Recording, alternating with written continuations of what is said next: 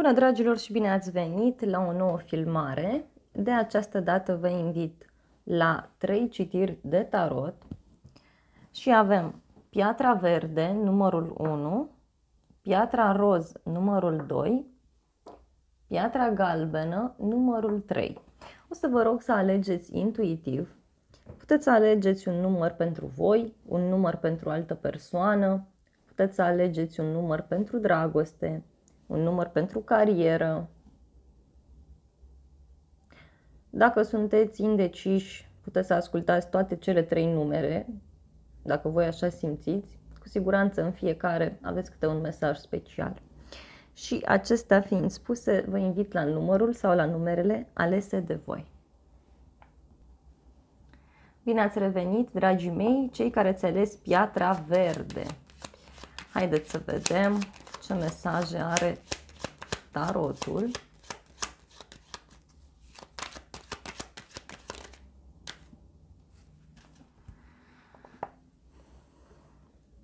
Văd că plângeți după ceva din trecut sau sunteți puțin supărați unii dintre voi pentru o problemă care ține de zona locului de muncă.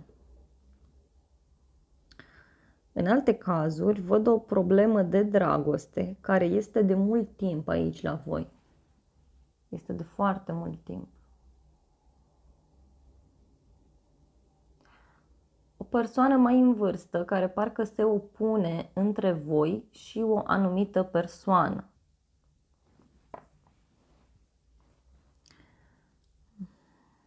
Dacă sunteți într-o relație de trio, aici văd că voi de mult timp, nu știu, parcă sunteți depărtați de această persoană. Pentru cei care sunteți singuri, văd că tot stați și reanalizați o relație din trecut. Este ca și cum cealaltă persoană nu mai există pentru voi, nu se mai poate face nimic. Asta pentru cei care sunteți despărțiți, pentru cei singuri. Dar sfatul aici este să vă detașați de trecut. De asemenea, mai văd un mesaj și anume, pentru cei care ați întrebat de locul de muncă, aici este bine să plecați dintr-un loc de muncă în care nu vă mai regăsiți. Văd aici multă supărare.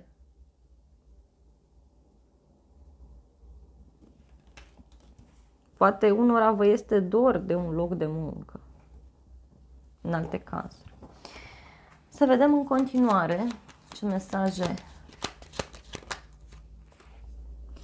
Faceți o călătorie aici, un drum, împreună cu cineva, însă nu vă văd foarte bucuroși, nu vă văd foarte încântați cu acest drum. Parcă este din obligație.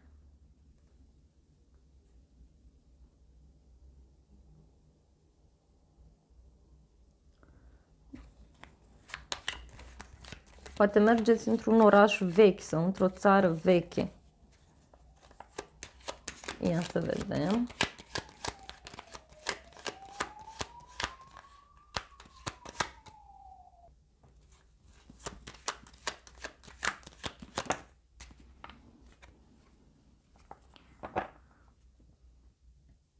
Mergeți către un bărbat sau faceți o călătorie împreună cu un bărbat.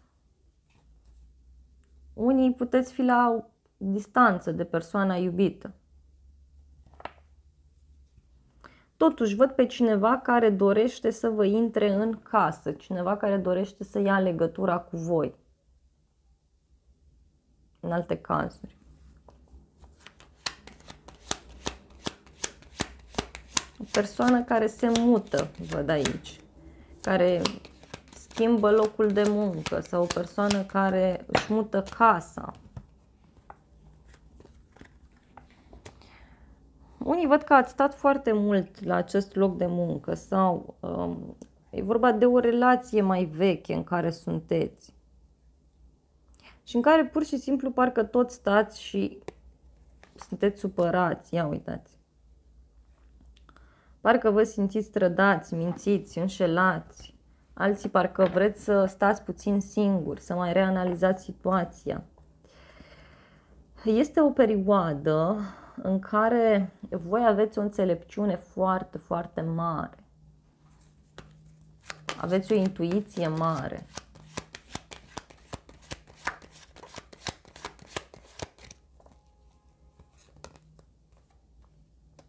Dacă aveți de făcut un drum în următoarea perioadă, să știți că aici sunteți protejați, totul este bine.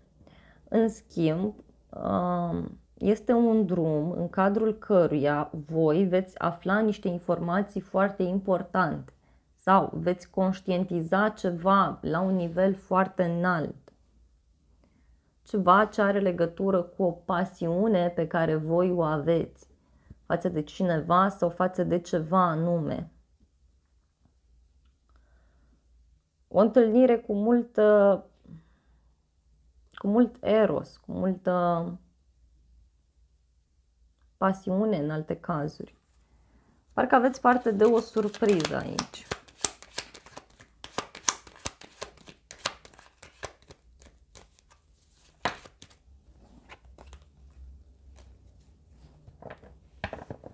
Cineva care vă gândește, cineva care își face planuri, care stă, vă admiră la acest drum. Haideți să vedem ce este cu acest... Aici e vorba de un cuplu care este de ceva timp sau de o problemă pe care voi o aveți de mult timp în dragoste. Parcă acest bărbat încă nu este hotărât sau este un bărbat care momentan este prins undeva la locul de muncă, este prins în niște drumuri în momentul de față.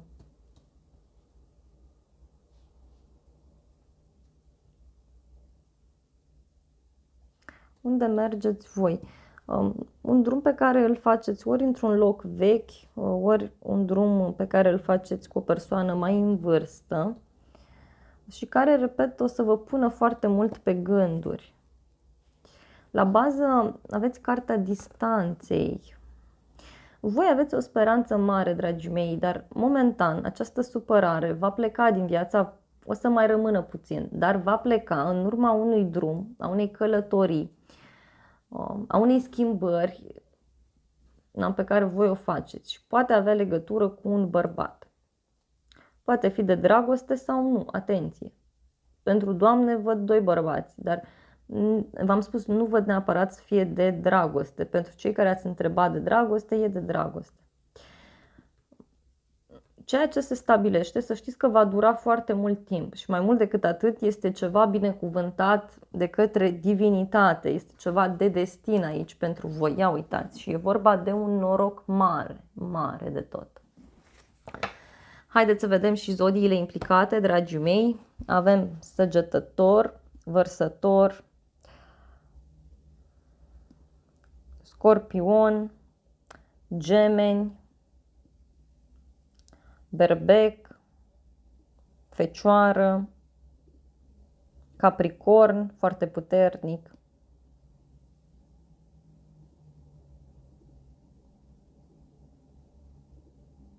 și cam atât. Dar, repet, nu este neapărat nevoie să aveți legătură cu aceste semne zodiacale. Eu vă mulțumesc frumos pentru vizionare, vă iubesc și nu uitați să apăsați butonul de like dacă v-a plăcut citirea.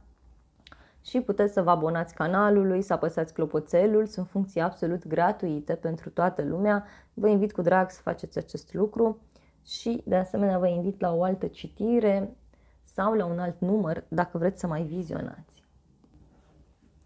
Bine ați revenit, dragii mei, cei care ați ales piatra roz. Haideți să vedem pentru voi ce mesaje are tarotul. O să vă rog să vă gândiți la ceva anume.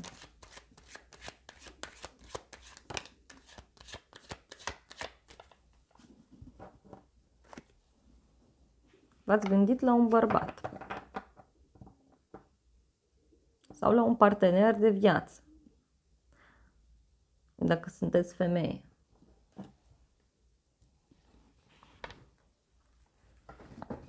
Este un destin aici foarte frumos pe care îl aveți cu această persoană. văd o atracție foarte mare. Pentru cei singuri, să știți că poate apărea o persoană atunci când vă așteptați mai puțin. Pentru bărbați este ca și cum treceți printr-o perioadă, wow, voi lua toate cărțile în considerare, prin care sunteți mai mult concentrați pe propria persoană. Văd un bărbat care are ceva de rezolvat, ceva de pus la punct, care ține de zona locului de muncă. Poate este o persoană care are niște reguli foarte bine stabilite, foarte bine puse la punct. Aici mai văd legătură cu o persoană cu uniformă sau poate fi o persoană care conduce, o persoană care poruncește, care face ordinele în viață. Niște bani care pot intra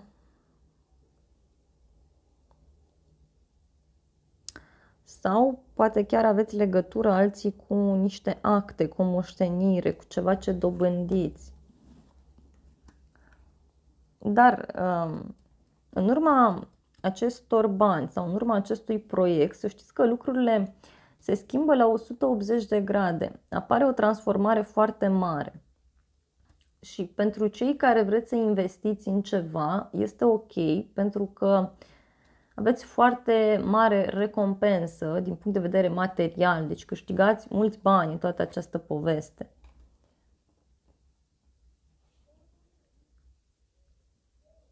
Văd un final aici care are legătură cu niște bani,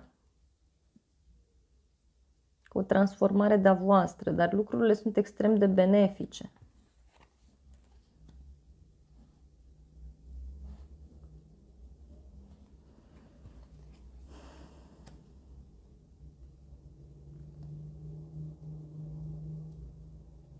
Aici văd o discuție foarte aprinsă, niște reproșuri pe care cineva le face. Deci ori voi reproșați ceva cuiva, ori cineva vă reproșează vouă. Discutăm despre un final, despre o transformare foarte, foarte mare care poate avea loc aici. Și care ține cu ideea aceasta de a investi niște bani undeva anume. Bun. Aveți pe cineva care are niște probleme momentan financiare sau are niște probleme de dragoste. O persoană care poate avea și o problemă de sănătate sau poate avea legătură cu zona sănătății pentru alții dintre voi. Și care v-ar putea face o surpriză destul de frumoasă.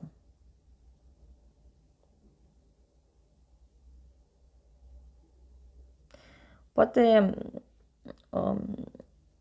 văd aici că ori voi, ori cealaltă persoană, nu știu, cineva are niște probleme aici când vine vorba de niște bani, de locul de muncă.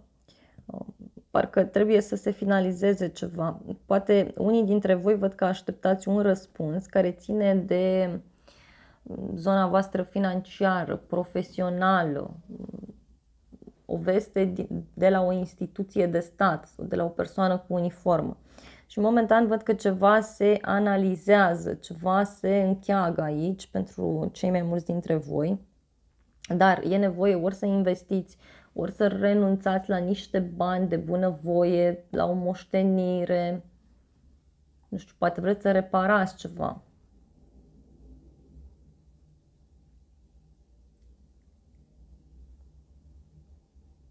Și să știți că această transformare vă este foarte benefică. În schimb, vă poate aduce probleme ori în viața de cuplu, ori probleme în familie sau anumite persoane care pleacă din viața voastră. Ia uitați, o decizie care se ia aici și care ține de un nou început pentru voi.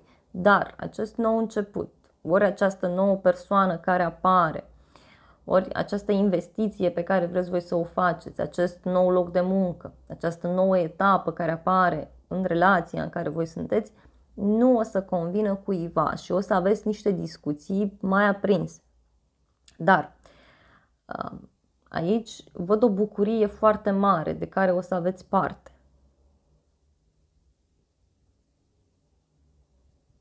O bucurie absolut fantastică. Dacă vreți să începeți ceva nou, acum e momentul, pentru că poate fi ceva extrem de stabil.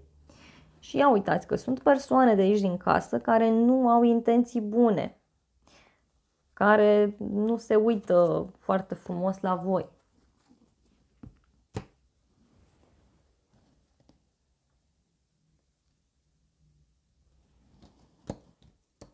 Aici sunt niște probleme cu niște acte, văd.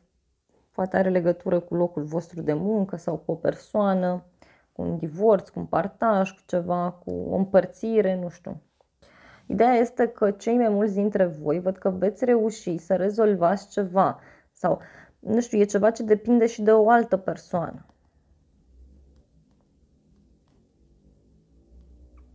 Dacă sunteți într-o relație cu un astfel de bărbat, să știți că momentan este foarte prins pe zona profesională, cu niște acte, dar în același timp este cu ochii pe voi, vrea să știe ce faceți, vrea să știe totul despre dumneavoastră.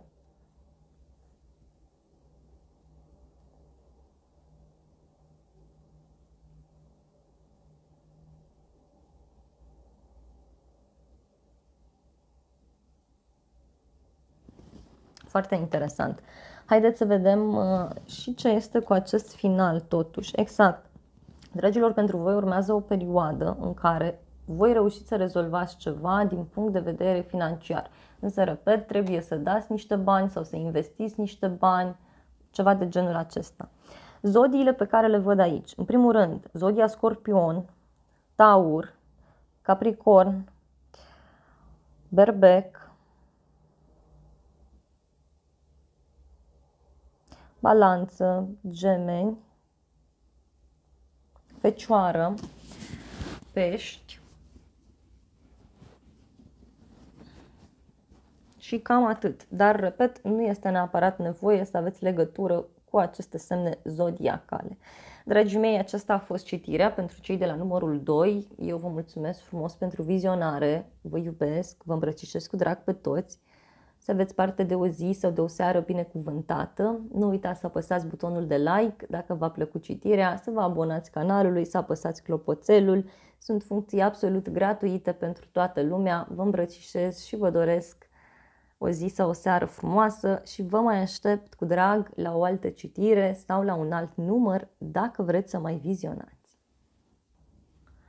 Bine ați revenit, dragii mei, cei care ați ales piatra galbenă. Haideți să vedem pentru voi ce mesaje are tarotul pentru voi. Haideți să vedem, dragii mei.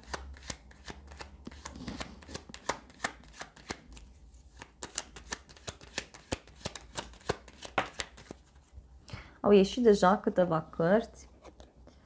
Wow! Pentru voi urmează o surpriză foarte frumoasă din partea unei femei care este mai șatenă, deci o persoană cu părul blond sau șaten, grizonat. Este o persoană care are un cadou pentru voi. Este o persoană foarte plină de viață, foarte pozitivă. În alte cazuri, văd un noroc foarte mare pe care îl puteți avea. Ceva ce vine pe neașteptate. Și are legătură cu un drum, cu o întâlnire. Cineva vine către voi să vă ofere ceva, sunteți ajutați.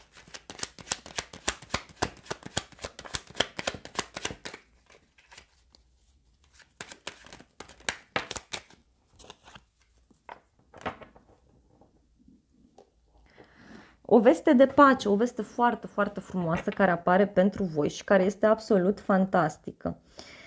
O veste care ține de o persoană foarte spirituală sau o veste care vine într-o zi sfântă, într-o zi importantă pentru voi. Unii puteți să faceți o călătorie mai îndepărtată sau să primiți un mesaj, o informație importantă în legătură cu ceva ce ține de străinătate, de o distanță mare, în alte cazuri.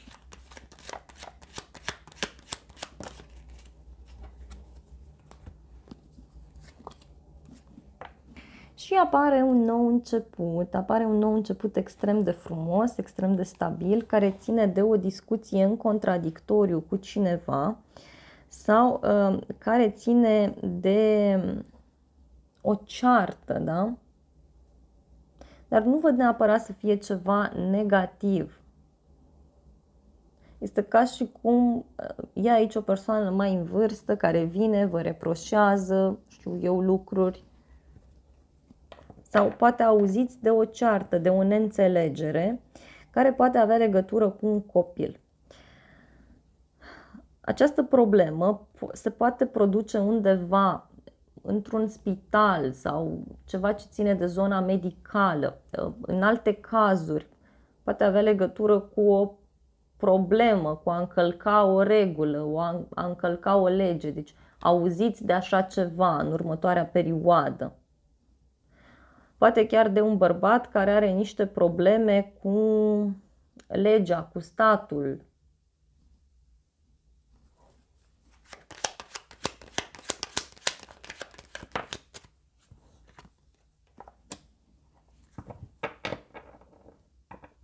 Văd o persoană mai agitată, mai dificilă. Poate fi o persoană care este intelectuală, cineva care are niște probleme în familie sau undeva anume. Parcă este o persoană indecisă aici, care, nu știu, are o ceartă cu un copil sau cu o persoană mai tânără.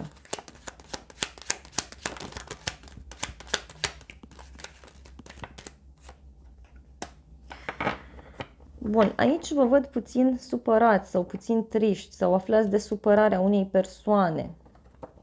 Wow, a căzut o carte.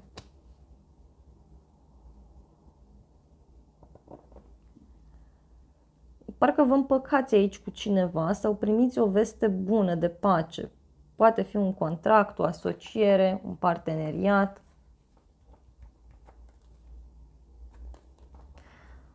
De asemenea, văd niște vești care vin ori din străinătate, ori de pe internet, ori este ceva ce v-ați programat voi pe un termen mai lung și lucrurile se schimbă. Ia să mai vedem.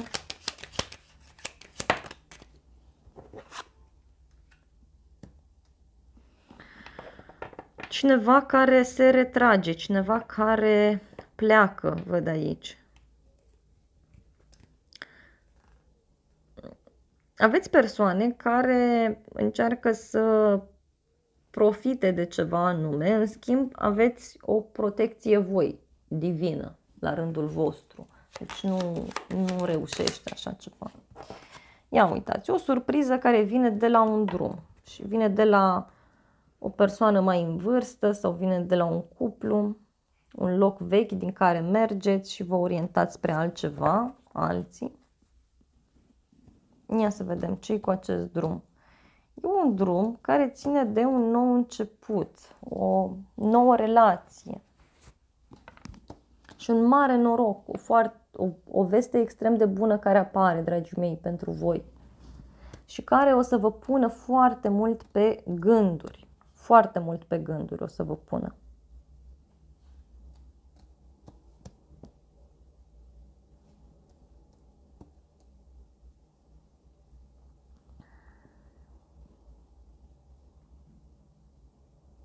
Unii este posibil să întâlniți o nouă persoană care, nu știu, ori este în depresie, ori are o problemă. Văd o persoană aici care se gândește mult la un copil, la niște probleme pe care le poate avea cu acesta. Poate fi un adolescent care face probleme în unele cazuri.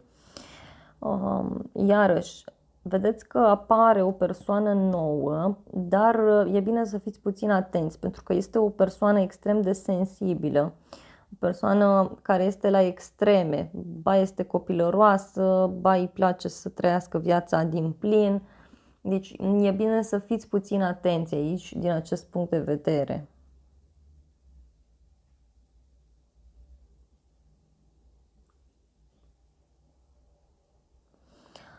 Dacă aveți ceva de rezolvat cu niște acte, cu niște hârtii, încercați să acordați o mai mare atenție. Nu lăsați totul în seama unei femei. Iarăși un alt mesaj pentru voi. Bun, dragilor, haideți să vedem zodiile implicate. În primul rând avem zodia Vărsător, Leu, Berbec, Gemeni,